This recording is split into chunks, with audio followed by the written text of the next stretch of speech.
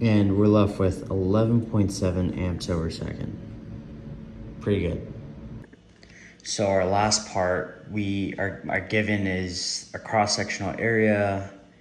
We have a current in solenoid, resistance of the loop, and we are trying to find an induced current at a specific time.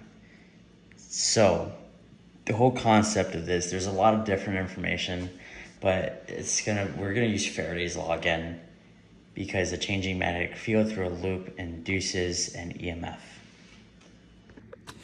So we will be using Faraday's law again. This is the induced EMF. This is the permeability of free space. It's a constant. I didn't mention that before, but it is.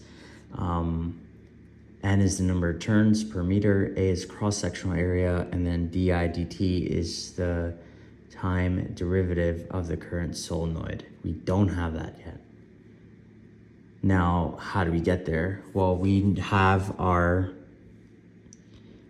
this here is our current and solenoid.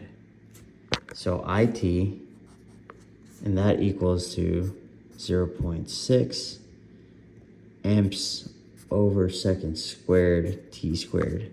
Now, simple thing, to find the time derivative, we just gotta differentiate. So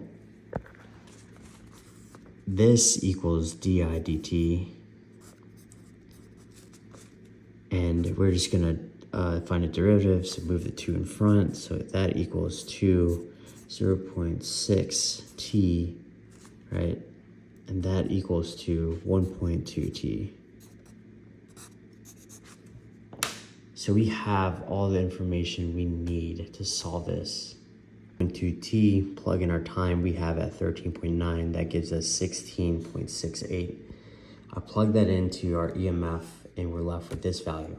But we're not done yet. We have to find I, or the induced current. We use that with Ohm's law. So we just come down here. Ohm's law is, let's just put I and then I and D for induced. And that is EMF over R, which is the resistance. We were given the resistance at the very start of the problem. So that right there is really simple, plug and play. 3.31 times 10 to negative 6, and that's over 0.6, because that's our resistance. And we are left with 5.52 times 10 to